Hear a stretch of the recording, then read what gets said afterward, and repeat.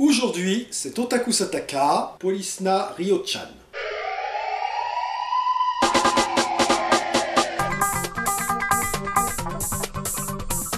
Minasan konnichiwa, Perfetti Guillaume des. Aujourd'hui, nous nous attaquons au deuxième volet de la trilogie Ryo-chan.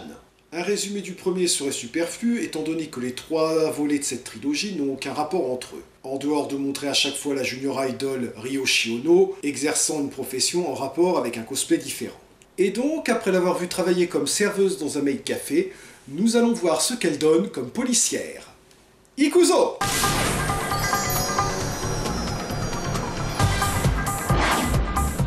On commence par un générique nous présentant les personnages principaux sous forme de scènes filmées à raison d'une image par seconde. Le tout entrecoupé de vues d'Akihabara, un quartier de Tokyo célèbre pour ses nombreux magasins consacrés aux mangas, aux animés et à l'électronique. Et on termine avec Ryo Shiono poursuivant un voleur, ou l'inverse.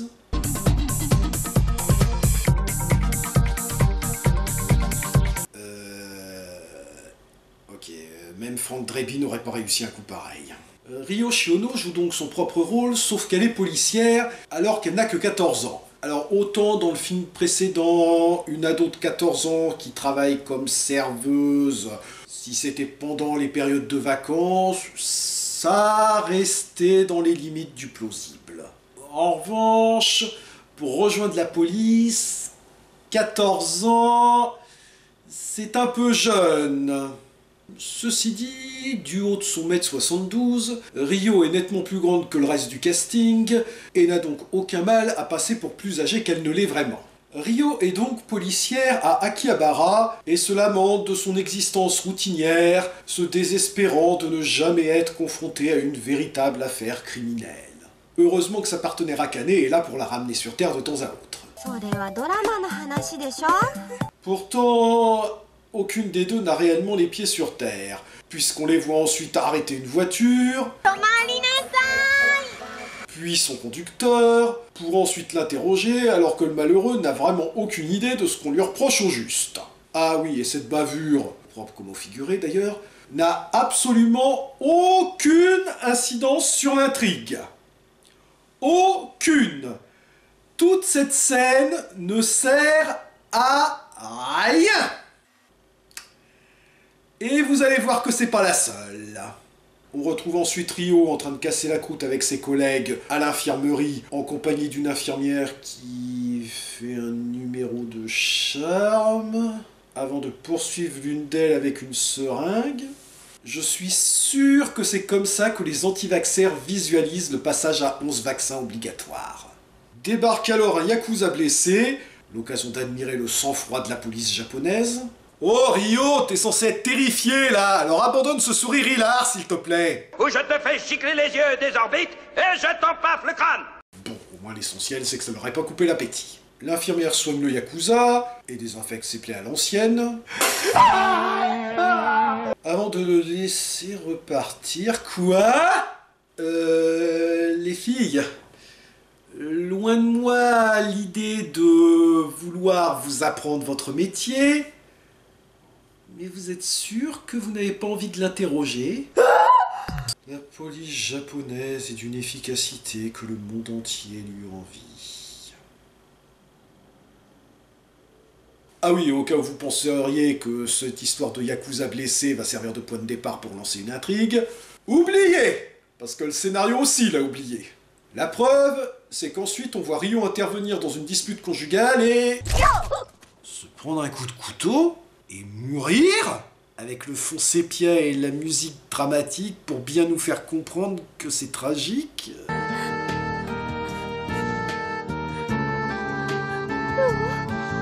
une seconde, le film a commencé de... Attendez, il reste encore 1 heure. Bon ok, à tous les coups ils vont régler ça par un bon gros « ce n'était qu'un rêve ». Attendez, c'est qui celle-là? Et lui, qu'est-ce que... Attendez, c'était un film? Mais alors? Je l'ai fait exprès de dire que j'étais mort. Et évidemment, c'est à ce moment-là que Ryo est aperçu par sa chef. Mais bon, je m'en fais pas trop pour Ryo, la réalisatrice est la sœur IRL de la supérieure de Ryo, ça devrait donc pas trop mal se passer pour... j'ai rien dit.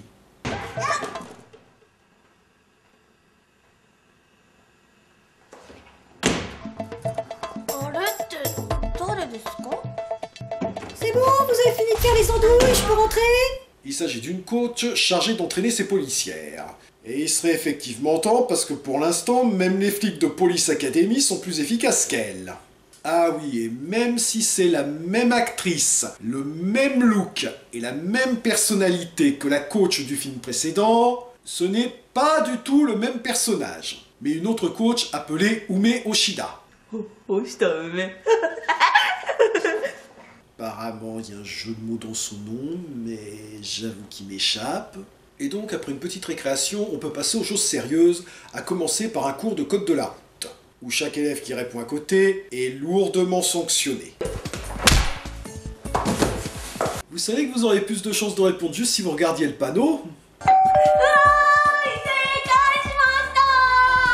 Ah, Rio a répondu juste à part... Ah non, autant pour moi, fausse alerte. そうそう、誘拐なんて起こりません。 Finalement, il n'y en a qu'une qui répond juste et qui est donc dispensée des exercices suivants. Et après une séance de pompe améliorée, la coach leur apprend le maniement de la canne d'aveugle. Bon, ok, en réalité, c'est un truc dont se servent les policiers japonais pour signaler les véhicules mal garés par des marquages au sol. Bon, par contre, elles ont pris leur coach un peu trop au pied de la lettre quand elle leur a demandé d'être un peu plus gracieuses dans leurs gestes. Le lendemain, Rio casse son portable dans son sommeil, puis s'endort dans sa voiture, et le spectateur est tenté d'en faire autant. Tandis qu'au commissariat, une de ses collègues met une plombe à répondre au téléphone. Assez rassurant de savoir qu'on peut compter sur une police aussi réactive. Bon, c'est pas pour dire, mais... ça fait grosso modo 3/4 d'heure que le film est commencé, on en est pratiquement à la moitié là. Alors est-ce qu'on pourrait avoir une scène qui sert à quelque chose? Juste une.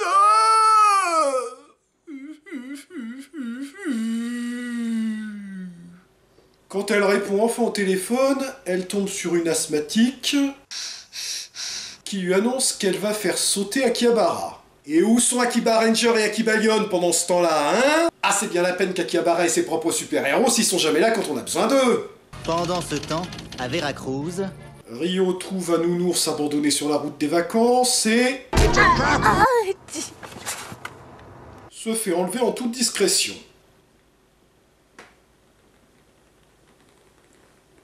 Une intrigue? Il y a une intrigue dans ce film? Il y a une intrigue dans ce film, il y a une intrigue dans ce film, il y a une intrigue dans ce film. Merci. J'avais cessé d'y croire, enfin une intrigue dans ce film. Rio est donc prisonnière du trio qui a l'intention de faire sauter Akihabara. Trio dont le tiers masculin est en train de la photographier après l'avoir ligotée façon bondage. あんた誘拐されたんだよ。事件だ！ Bon bah ça fait plaisir de voir qu'elle prend la chose du bon côté. Et on pourrait en dire autant du chef de la police qui n'a pas l'air de se faire de cheveux.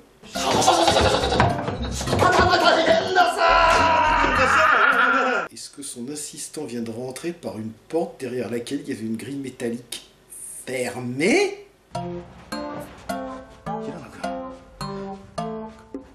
Je ne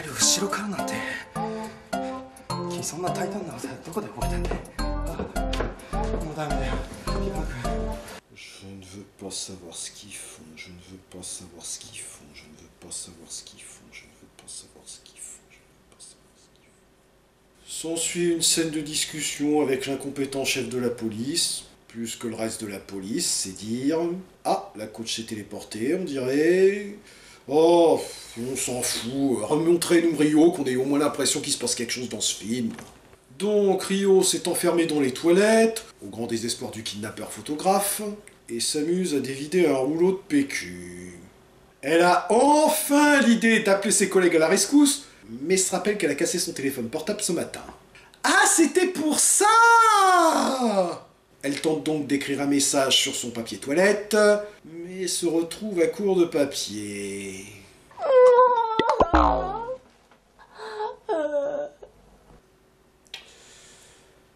Bon, ok. Je ne vois qu'un seul moyen de rire à ce genre d'humour.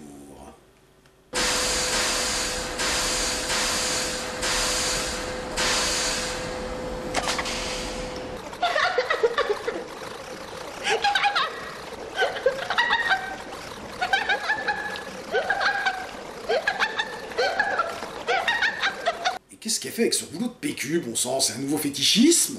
Alors, je sais pas si c'est le syndrome de Stockholm, mais Rio est tellement conne qu'elle donne spontanément à ses ravisseurs des informations sur les patrouilles de ses collègues. Elle finit quand même par se demander pourquoi le chef de l'organisation veut faire sauter Akihabara, et celle-ci lui explique que c'est pour se venger d'une déception amoureuse. Une histoire très triste, donc.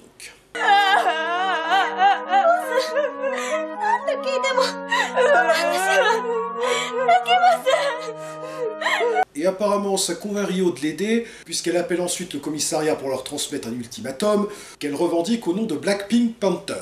Black Pink Panther だよね。あは、そうでしたよね。Black Pink Panther。Mais bien qu'elle contrefasse habilement sa voix, ses collègues la reconnaissent quand même. Vous croyez que ça a été la vraie réaction des acteurs quand ils ont lu le scénario du film? Néanmoins, ça leur aura permis de localiser d'où venait l'appel. Je me pose la même question et pourtant je regarde le film depuis le début. Le ton finit par monter, le photographe s'assomme en glissant sur le rouleau de PQ qui était par terre. Ah ok, c'était un rouleau de PQ de Tchekhov. Ça énerve l'autre élément féminin du trio qui attaque Rio, met la loupe et frappe la peluche à la place. Ce qui active la bombe qui était à l'intérieur. Bombe qui n'explose de toute façon pas, mais ça suffit quand même à la faire tomber dans les pommes. Il ne reste plus que la chef.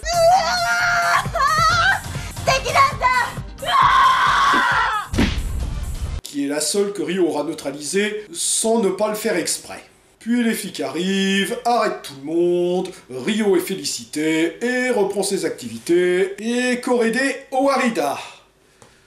Bon, cette fois le scénario était de Arisa Kamishima, qui joue le rôle de Oshida, et force est de constater qu'elle est bien moins douée pour l'écriture que Kei Akamatsu qui s'était chargé du précédent. Le film est principalement une suite de sketchs sans réel lien entre eux. Alors d'accord, le premier aussi était une suite de sketchs, mais il y avait au moins une intrigue fil rouge pour les lier entre eux. On avait l'impression d'un déroulement logique d'une scène à l'autre. Là, pas du tout. Il faut même attendre la moitié du film pour voir enfin une intrigue pointer le bout de son nez. Et si au moins la première moitié du film nous avait permis de présenter les personnages, mais même pas! Alors que dans le premier, elles avaient toute une personnalité et à peu près autant d'importance que le personnage de Rio, ici, on en a certaines qui ne servent à rien et n'ont absolument aucune personnalité. Sont complètement interchangeables. À la rigueur, on a une flic qui mange tout le temps et qui fait des bruits de cochon par moment. Parce que c'est drôle. LOL. Et même niveau humour, c'est nettement moins bon que le précédent. Quant au personnage principal, il se trouve à la fragile limite qui sépare la sympathique naïveté de la tête à claque tellement conne qu'on a envie de lui coller des baffes dans l'espoir de rebooter son cerveau. Ceci dit, même s'il est très décevant par rapport au précédent, je n'ai pas passé non plus un trop mauvais moment devant. Il y a malgré tout une certaine bonne humeur communicative qui se dégage de l'ensemble, et certains gags m'auront quand même fait sourire, ce qui est toujours mieux que rien. Je serai donc indulgent, ça va pour cette fois circuler. Jané!